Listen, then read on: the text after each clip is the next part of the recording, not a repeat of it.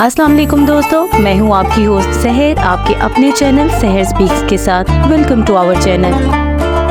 दोस्तों, आज की इस वीडियो में हम सल्तनत उस्मानिया की एक मजबूत मलिका खुर्रम सुल्तान की जिंदगी पर एक तफसीली नजर डालेंगे। इनके दौर में इन पे बहुत क्या सराहियां भी की गई। किसी ने अच्छे और किसी ने जादूगरनी के नाम से बातें की। आइए इनकी हकीकी जिंदगी के बारे में जानने के लिए वीडियो में आखिर तक हमारे साथ रहें। सुल्तान सुलेमान उस्मानी खिलाफत के 5वें सुल्तान थे। उन्होंने 1520 से 1566 तक हुकूमत की और ये लॉ गिवर और शानदार बादशाह के नाम से भी मशहूर थे, क्योंकि इन्हें लग्जरी, फनून और सकाफत से गहरी दिलचस्पी थी। इनका लाइफ स्टाइल भी ऐसा ही था। इनकी जिंदगी में एक अहम किरदार की सूरत में आने वाली खातून खुर्रम सुल्तान, जिनका हकीकी नाम अलेक्जेंड्रा था और यूरोपीय ममालिक में रोक्सिलाना के नाम से भी जानी जाती थी, इनके बारे में बात करते हैं। दोस्तों, खुर्रम सुल्तान कौन थी? एक कनीज सल्तनत उस्मानिया की मलिका कैसे बनी और उस्मानिया सल्तनत में इसका क्या किरदार था? इस मौजू पर मजीद आगे बढ़ने से पहले हमारे चैनल को सब्सक्राइब करें, जहां आपको एजुकेशन, एंटरटेनमेंट और हिस्ट्री के अकॉर्डिंग मजीद वीडियोस मिलती रहेंगी। दोस्तों, ये खुर्रम सुल्तान की बदकिस्मती थी या खुशकिस्मती कि वो अपनी पॉपुलैरिटी की वजह से हिस्ट्री और मुसन्निफों का एक दिलचस्प मौजू बन गयी और उन्होंने खुर्रम के मुतालिक कई सच्ची और कई झूठी कहानियाँ लिख डाली और किस्से बना डाले, जिनकी वजह से खुर्रम की असल शख्सियत तारीख में कहीं खो गई। लेकिन अगर तारीखी किताबों में रिसर्च करें तो हमें कुछ बेसिक इंफॉर्मेशन जरूर मिलती हैं। दोस्तों, सुल्तान सुलेमान की जिंदगी में दाखिल होने वाली सबसे अहम औरत खुर्रम सुल्तान का ताल्लुक यूक्रेन के इलाके रोथेनिया से था और उनकी पैदाइश एक मसीही खानदान में हुई थी। वो एक पादरी की बेटी थी जो कि 1505 में पैदा हुई। कहा जाता है कि तातारियों ने जब मगरबी यूक्रेन पर हमला किया तो उसे गुलाम बना लिया गया और गालिबन 1517 की बात है कि वो फिर बहैसियत गुलाम बिकती बिकाती आखिर उस्मानिया सल्तनत तक पहुंची। 1513 में सुलेमान अनीसा के वाली थे। वहीं 1515 में उनकी एक कनीज माहेदोरा से उनके यहाँ एक बेटे की पैदाइश हुई, जिसका नाम मुस्तफा था। दोस्तों, माहेदोरा रियासत कोकाफ के एक सरदार की बेटी थी और वो एक गुलाम की हैसियत से सुल्तान की जिंदगी में दाखिल नहीं हुई, बल्कि सुल्तान सुलेमान ने उनसे शादी की। 1520 में सुल्तान के वालिद सुल्तान सलीम अव्वल की वफात के बाद सुलेमान तख्तनशीन हुए। यूं रवायत के मुताबिक हरम की तमाम कनीजें उनकी मलकियत में आ गईं, जिनमें से एक खुर्रम भी थी। दोस्तों, उन दिनों में बादशाह का हरम पुराने महल में था और वो खुद दूसरे महल में रहते थे। पुराने महल में हरम की सरबराह सुल्तान की वालदा हफ्जा खातून थी, जिनको वालदा सुल्तान भी कहा जाता था। वो उस जमाने की सुपर पावर में सबसे मजबूत खातून थी। फिर रवाज के मुताबिक दूसरे नंबर पर मजबूत वो खातून होती थी जिससे सुल्तान का बेटा पैदा होता। जब सुल्तान तक नशीन हुए तो वालदा सुल्तान के बाद दूसरी ताकतवर औरत माहेदोरा थी, क्योंकि वो सुल्तान सुलेमान के बड़े बेटे शहजादा मुस्तफा की माँ थी। लेकिन खुर्रम की आमद ने तमाम असूल बदल डाले। दोस्तों, खुर्रम सुल्तान कोई खास खूबसूरत तो नहीं थी, लेकिन उनकी शौक चंचल तबीयत और हंसी मजाक की आदत ने सुल्तान को बहुत मुतासिर किया। हर वक्त मुस्कुराते रहने की वजह से ही सुल्तान सुलेमान ने उनको खुर्रम का लक़ब दिया, यानी खुश मिजाज रहने वाली। फिर उनको इसी नाम से जाना जाने लगा। दोस्तों, जल्द ही खुर्रम ने अपनी मीठी मीठी बातों और दिलकश अदाओं से सुल्तान को अपना दीवाना बना लिया और 1521 में उसके यहाँ एक बेटा पैदा हुआ, जिसका नाम महमद रखा गया और सडन खुर्रम सल्तनत की तीसरी ताकतवर औरत बन गई। दोस्तों, 1525 तक खुर्रम के यहाँ मजीद 4 बच्चे महरमा, ब्याजत, सलीम और अब्दुल्ला पैदा हुए। यहाँ भी एक इख्तलाफ पैदा हुआ, क्योंकि रवाज के मुताबिक बादशाह एक कनीज या एक औरत से सिर्फ एक बच्चा पैदा कर सकता था, लेकिन यहाँ बादशाह के खुर्रम से 5 औलादें पैदा हुई, जिनमें 4 बेटे और एक बेटी शामिल थी।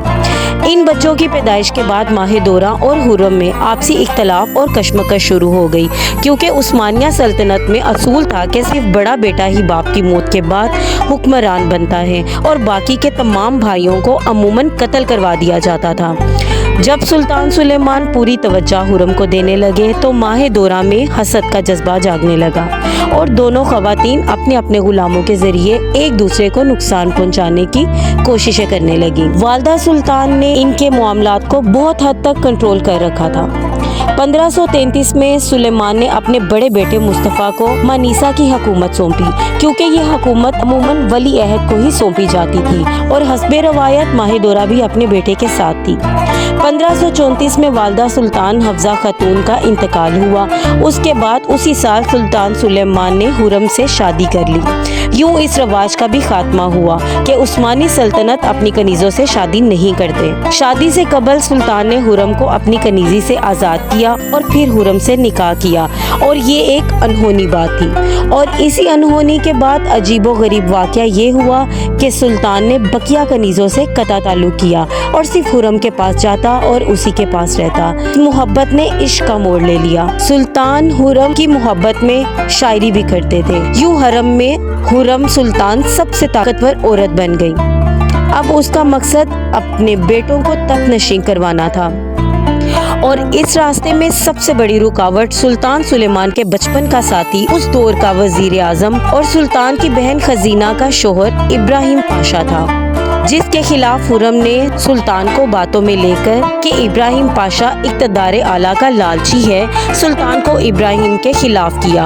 और 1536 में सुल्तान ने इब्राहिम पाशा को कत्ल करवा दिया और उसके कातिलों की जुबानें काट दी गईं और कानों के पर्दे फाड़ दिए गए, ताकि वो कुछ बोल ना सकें और कुछ सुन ना सकें। और इस तरह हुरम ने अपने एक दुश्मन को रास्ते से हटा दिया। 1541 में पुराने महल में पुरअसरार तौर पर आग लग गई। मौरखीन लिखते हैं कि ये आग हुरम सुल्तान ने लगवाई ताकि वो तोप कापी महल में जा सके और सुल्तान के करीब रह सके। यूं सुल्तान के करीब रहकर वो सुल्तान पर मजीद हावी हो सकती थी, और ऐसा ही हुआ। एक दिन ऐसा भी आया कि वो अस्करी और कानूनी अमूर पर सुल्तान को मशवरे देने लगी।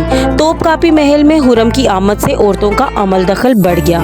ये बात तो यकीनी है कि हुरम सुल्तान ने अपनी मनमोहनी बातों और दिलकश अदाओं से सुल्तान सुलेमान का दिल अपनी मुट्ठी में ले लिया। कुछ लोग ऐसा भी कहते हैं कि हुरम सुल्तान अपने कब्जे में रखने के लिए उन पर जादू किया करती थी। कुछ मौरखीन ने कहा है कि वो इस्तांबुल के शहरियों में जादूगरनी के नाम से मशहूर थी। दोस्तों, वक्त गुजरता रहा और हुरम के बेटे जवान हो गए। अब कहा जाता है कि हुरम के लिए माहिदोरा का बेटा शहजादा मुस्तफ़ा एक डरावना ख्वाब बन गया और उसके लिए बेचैनी का सबब बनने लगा। अब वो उसको रास्ते से हटाना चाहती थी। अब उसने पहले सुल्तान सुलेमान पर जोर देकर अपने दामाद रुस्तम पाशा को वजीर आजम बनवाया, और अब दोनों मिलकर बाप और बेटे को लड़वाने की साजिशें करने लगे। रुस्तम पाशा ने अफवाह फैला दी कि बेटा अपनी फौज की मदद से अपने बाप को रास्ते से हटाकर खुद तख्तनशीन होना चाहता है। वजीर आजम ने सुल्तान को शाह ईरान को लिखा गया एक खत भी दिखाया, जिससे उससे मदद मांगी गई थी। इधर रुस्तम के कारिंदे शहजादा मुस्तफ़ा के हल्के में ये अफवाहें फैलाने लगे कि सुल्तान अपने दूसरे बेटे सलीम को तख्तनशीन करना चाहते हैं। चूँकि मुस्तफ़ा को इल्म था कि उसकी सुतेली माँ यही चाहती है, चुनाचा उसे इस अफवाह पर यकीन आ गया। उस सास और दामाद की साजिश ने बाप और बेटे को आमने सामने ला खड़ा किया। 1553 में सुल्तान सुलेमान ईरान पर हमला आवर हुए, और उस दौरान रुस्तम पाशा ने हुरम के कहने पर आखिरी चाल चली। मुस्तफ़ा को पैगाम भिजवाया कि अपनी फौज लेकर अपने बाप की मदद को आ पहुँचे, ताकि इस बिगड़े हुए रिश्ते में सुलह सफाई हो जाए। जबकि सुल्तान को ये कहा गया कि शहजादा अपनी फौज लेकर उससे मुकाबले के लिए आ रहा है ताकि उसे कत्ल कर सके। बाप की मोहब्बत में मदद करने आए बेटे ने जैसे ही बाप के खेमे में कदम रखा, इस सोच के साथ कि जैसे ही मौका मिलेगा बेटा उसे मार देगा, बाप ने खेमे में छुपे जल्लादों के हाथों बेटे को कत्ल करवा दिया। और यूं एक ऐसे वाक़े ने करवट ली जो कि तुर्क सल्तनत के तबाहकुन साबित हुआ। शहजादा मुस्तफ़ा काबिल मुंतज़िम, बहादुर और जंगजू सिपाही और अवाम दोस्त वली अहद था।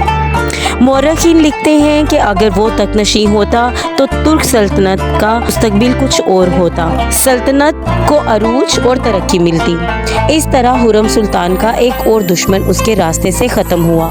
दूसरी तरफ ताकतवर होने के लालच में शायद हुरम की यही सज़ा या किस्मत थी कि वो अपनी ज़िंदगी में अपने किसी बेटे को तख्तनशीं होते ना देख सकी। 1558 में हुरम अपनी ख्वाहिशें अपने दिल में ही लेकर इस दुनिया से रुखसत हो गई। दोस्तों, अगर सुल्तान सुलेमान की जिंदगी के आखिरी दौर को देखें तो वो भी कोई इतना अच्छा नहीं गुजरा। ان کے 2 بیٹے پہلے ہی طبی موت مر چکے تھے۔ ایک ہونہار قابل بیٹے کو انہوں نے خود قتل کروا دیا۔ پھر سال 1559 میں بچ جانے والے دونوں بیٹے سلیم اور بیازت کے دوران خانہ جنگی شروع ہو گئی۔ باغی طبیعت کی وجہ سے سرداران اس کو ناپسند کرتے تھے اور انہوں نے بیازت کے خلاف سلیم کا ساتھ دیا۔ بیازت سرکاری افواج کا مقابلہ نہ کر سکا اور اپنے اہل خانہ کو لے کر ایران فرار ہو گیا۔ شروع میں ایرانی بادشاہ نے ان کا استقبال کیا اور ان کی مدد کی، لیکن سلیم ہر حال میں اسے مروانا چاہتا تھا۔ تاریخ لکھنے والوں کا کہنا ہے کہ سلیم نے ایرانی حکمران کو منہ مانگا سونا دے کر بھائی اور اس کے خاندان کو خرید لیا۔ 1561 میں ترک جلادوں نے بیازت اور اس کے 3 بیٹوں کو قتل کر دیا۔ یوں 8 سال بعد سلیم کے بادشاہ بننے کی راہ ہموار ہو گئی۔ دوستو، خرم کی داستان یہ بتاتی ہے کہ شروع میں وہ آرام و آسائش کی زندگی گزارنا چاہتی تھی، لیکن وقت گزرنے کے ساتھ ساتھ اپنے بیٹوں کا مستقبل محفوظ کرنے کی خاطر ہر جائز ناجائز حربہ آزمایا، مگر اس کی چالیں عثمانی سلطنت کی تباہی کا سبب بنی۔ دوستو، خرم سلطان اپنی زندگی میں ہی متنازع ہو گئی تھی اور کئی صدیاں گزرنے کے بعد بھی اس کے عثمانی تاریخ میں مقام کے بارے میں بحث ختم نہیں ہوئی۔ اس پر اسی دور میں سلطان پر جادو کرنے کی باتیں کی جاتی تھی۔ خرم کا اپنے شوہر سے 8 سال پہلے 1558 میں انتقال ہو گیا اور وہ شہزادے کو تخت پر بیٹھتے ہوئے نہ دیکھ سکی۔ سلطان کے بعد اس کے بادشاہ بننے والے نااہل بیٹوں کی غفلتوں سے ایک بہت بڑی مسلم حکومت برباد ہوئی۔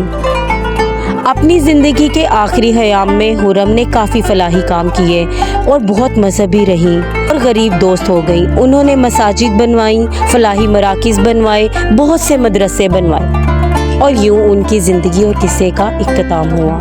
دوستو، ہمیں امید ہے ہماری آج کی یہ ویڈیو آپ کو ضرور پسند آئی ہوگی۔ اگر ویڈیو پسند آئی ہو تو ویڈیو کو لائک کیجیے اور چینل کو سبسکرائب کیجیے۔ آپ کے ساتھ ملاقات ہوگی ایک نئے ٹاپک کے ساتھ ایک نئی ویڈیو میں۔ تب تک کے لیے اللہ حافظ۔